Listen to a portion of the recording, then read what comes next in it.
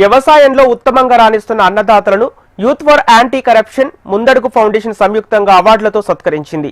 ఇందులో భాగంగా మీడియా రంగంలో రైతుల కోసం హెచ్ఎంటీవీ ప్రత్యేకంగా నిర్వహిస్తున్న నేల తల్లి వ్యవసాయ కార్యక్రమానికి గాను హెచ్ఎంటీవీ ప్రతినిధి శరత్ కలమండకు అవార్డును అందించారు.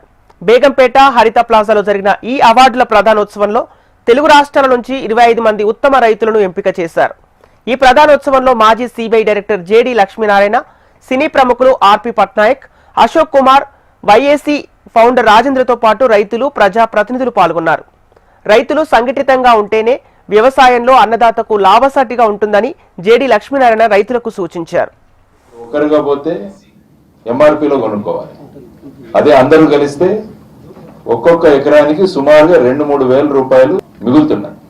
ఆ తర్వాత పండించిన తర్వాత ఎఫ్పిఓనే మొత్తం కొనుక్కుంటది పండించిందంతా. ఆ రోజు వచ్చి మీరు ఎఫ్పిఓలోకి ఇస్తే మీకు వెంటనే డబ్బులు ఇచ్చేస్తుంది ఎఫ్పిఓ. మీరు మళ్ళా రెండవ పంటకు మొదలు పెట్టుకోవాలి.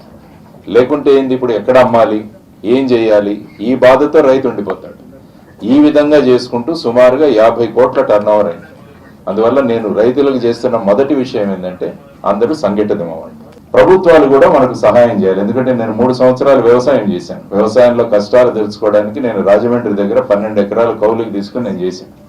నేను కూడా చేసింది సేంద్రియ వ్యవసాయం, ప్రకృతి వ్యవసాయం.